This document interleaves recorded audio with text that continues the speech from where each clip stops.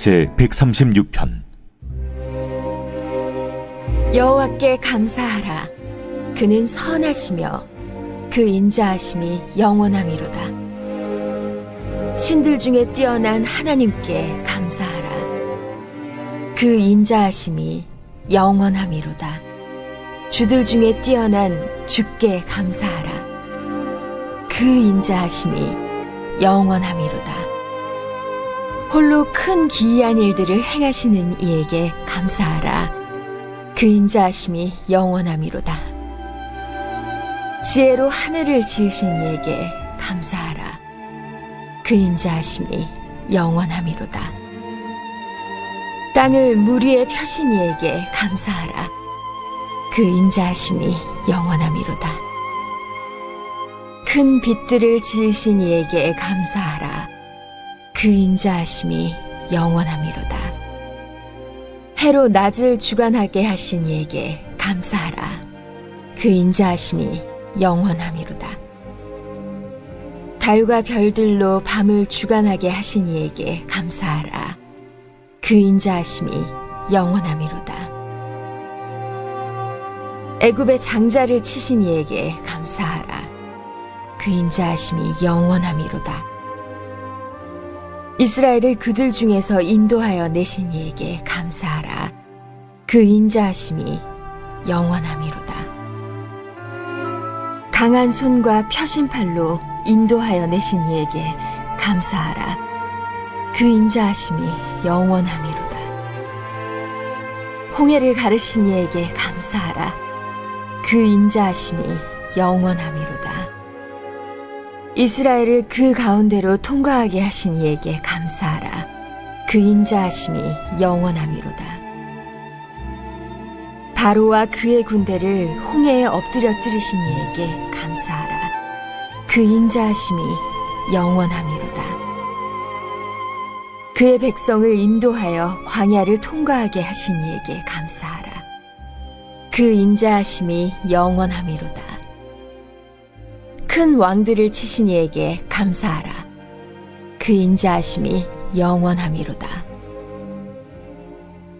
유명한 왕들을 죽이신 이에게 감사하라. 그 인자하심이 영원함이로다. 아모르인의 왕 시온을 죽이신 이에게 감사하라. 그 인자하심이 영원함이로다.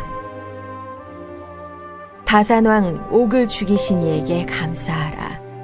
그 인자하심이 영원함이로다. 그들의 땅을 기업으로 주신 이에게 감사하라. 그 인자하심이 영원함이로다. 곧 그 종 이스라엘에게 기업으로 주신 이에게 감사하라. 그 인자하심이 영원함이로다. 우리를 비천한 가운데에서도 기억해 주신 이에게 감사하라. 그 인자하심이 영원함이로다. 우리를 우리의 대적에게서 건지신 이에게 감사하라. 그 인자하심이 영원함이로다. 모든 육체에게 먹을 것을 주신 이에게 감사하라. 그 인자하심이 영원함이로다.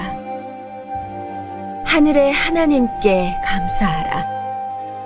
그 인자하심이 영원함이로다.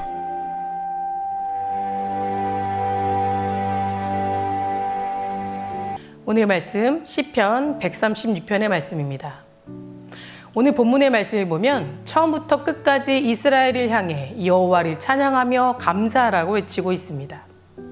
과거 하나님의 행하신 모든 역사와 그 은혜를 기억하면서 주의 인자하심이 영원하다고 말하고 있는 것입니다. 저자는 1절 말씀에 여호와께 감사하라라고 말씀을 시작하고 마지막 절인 26절에는 하늘의 하나님께 감사하라라고 말씀을 마치고 있습니다. 이렇듯 우리는 감사가 최우선인 믿음을 가져야 합니다.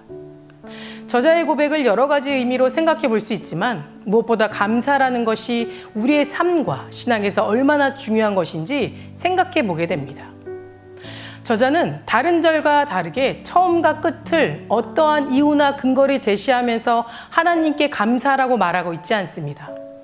이것은 감사의 제목과 이유를 명확히 이해하고 감사하는 것도 중요하지만 그것보다 중요한 것은 내 욕심과 욕망을 배제한 무조건적인 감사와 찬양을 하나님께 드리는 것이 그리스도인으로서 올바른 태도이고 하나님이 기뻐하시는 감사라는 것을 알려주고 있는 것입니다.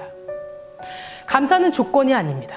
만약 우리의 감사가 조건에 따라 달라지는 것이라면 힘든 순간이 찾아올 때 어떻게 감사할 수 있겠습니까?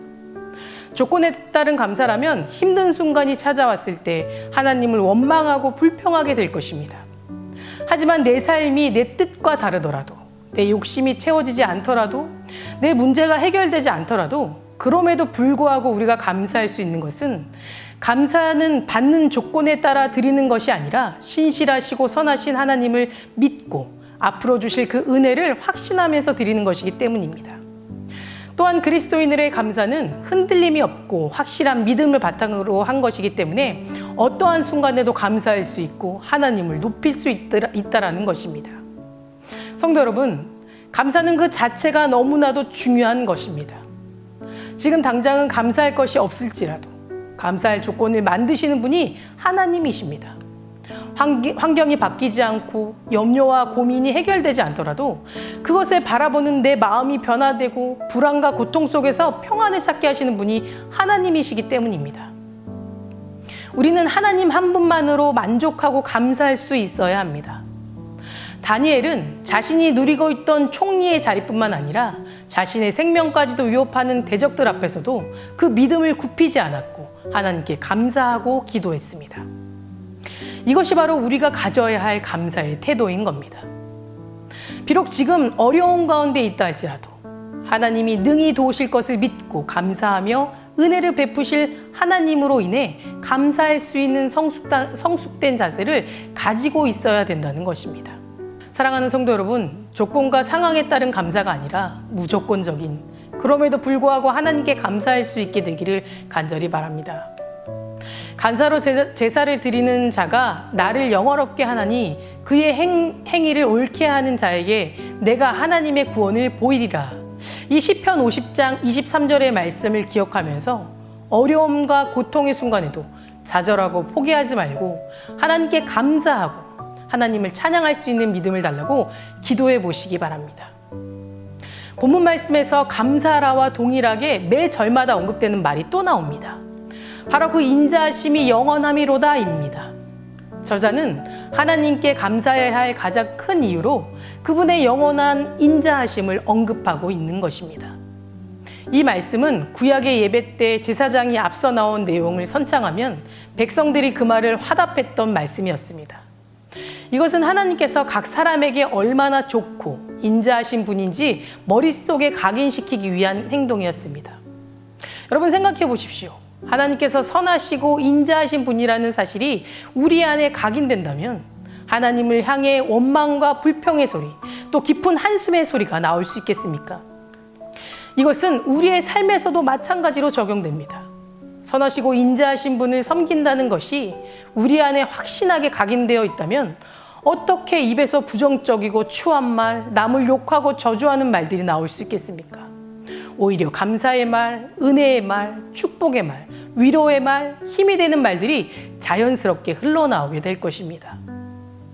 신명기 6장 6절에서 9절 말씀에 오늘 내가 내게 명하는 이 말씀을 너희 마음에 새기고 내 자녀에게 부지런히 가르치며 집에 앉았을 때든지 길을 갈 때든지 누워 있을 때든지 일어날 때든지 이 말씀을 강론할 것이며 너는 또 그것을 내 손목에 메어 기호를 삼으며 내 미간에 붙여 포로 삼고 또 내 집 문설주와 바깥문에 기록할지니다 라고 말하고 있습니다.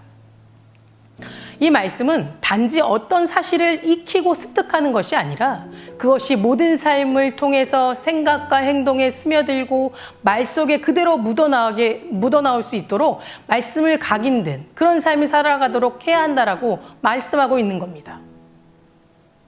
그리고 그러한 삶을 살아가도록 내 자녀에게 가르치라고 말하고 있는 겁니다. 오늘도 우리는 이 말씀처럼 살아가야 합니다. 매일 하나님의 위대하심과 인자하심과 선하심이 영원하다는 사실을 삶 속에 각인시켜야만 합니다. 단지 머릿속에 담긴 지식 정도로 끝나는 것이 아니라 내 생각과 말, 행동, 삶 그 전체에 스며들도록 각인시켜야만 합니다. 아무리 힘들고 어려울 때에도 우리의 내면 안에는 여전히 하나님께 감사하고 그 인자하심이 영원하다고 외칠 수 있는 그런 그리스도인이 되어야만 한다는 겁니다. 성도 여러분, 아직 하나님께 온전히 감사하지 못하고 원망과 불평을 하고 있다면 이제부터라도 우리는 모든 삶을 하나님께 대한 감사와 찬양, 믿음과 말씀으로 가득 차게 하시기 바랍니다. 그래서 그 삶이 감사와 찬양으로 각인되어 도저히 감사하지 않고는, 찬양하지 않고는 견딜 수 없는, 그야말로 감사와 찬양이 넘치는 그런 삶을 살아가 보시기 바랍니다. 성도 여러분, 저자는 우리가 하나님을 찬양해야 할 분명한 이유를 말해주고 있습니다. 우리는 매일마다 하나님을 찬양하고 예배합니다. 그 속에서 날마다 하나님의 은혜를 발견하고 그것을 감사하며 찬양하고 계신지 뒤돌아보시기 바랍니다. 만약 그것이 없다면 우리의 찬양은, 우리의 예배는 그저 공허한 메아리에 지나지 않을 것입니다. 저자의 고백처럼 하나님에 대한 열정적인 찬양과 감사로 예배를 드릴 수 있는 저와 여러분 되시기를 간절히 소망합니다. 다 같이 기도하시겠습니다. 사랑과 은혜가 충만하신 주님 감사합니다. 오늘도 이 새벽 주님 앞에 나와 기도합니다. 우리의 기도를 들으시고 응답하여 주시옵소서. 하나님, 저희가 살아가는 매일매일을 주님과 동행하심에 감사하고 하나님의 은혜에 감사할 수 있는 저희들 되게 하시며, 하나님께서 이끌어신 이 삶을 정말 기쁘고 감사함으로 살아갈 수 있는 저희들 될 수 있도록 주님 도와주시옵소서. 하나님, 코로나로 인해 힘들어하지 않기를 원합니다.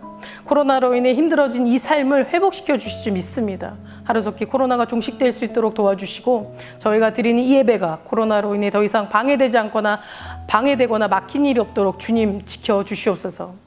담임 목사님 말씀 선포하실 때 주님께서 함께하여 주셔서 그 말씀을 통해 우리가 회복되고 치유받으며 그 말씀을 통해 소망을 가지고 나가기를 원합니다. 우리 목사님 은혜로 먼저 채워지게 하시고 그 말씀의 귀한 통로가 되어 우리의 삶 가운데 적용되고 우리의 귀가 열리고 마음 곁에 그 말씀이 새겨질 수 있도록 도와주시옵소서. 우리 암으로 치료받고 있는 성도님들 계십니다. 하나님, 한 분 한 분 기억하여 주시 믿사오니 그들의 삶을 주님께서 돌봐주시고 끝까지 소망을 잃지 않고 하나님께 감사로 나갈 수 있도록 도와주시며, 우리 다음 세대 아이들 주님 지켜주실 줄 믿습니다. 우리 아이들의 믿음이 하나님께 가까이 나갈 수 있게 도와주시고, 우리 아이들이 걸음걸음마다 하나님께서 역사하신 그 계획함 속에 걸어갈 수 있도록 도와주시며, 우리 아이들이 비전을 꿈꾸고 하나님과 함께 동행하는 귀한 삶 살아갈 수 있도록 도와주시옵소서. 오늘도 주님께서 역사하시고 함께 동행하여 주시기를 간절히 소망하며 예수 그리스도 이름으로 기도드립니다. 아멘.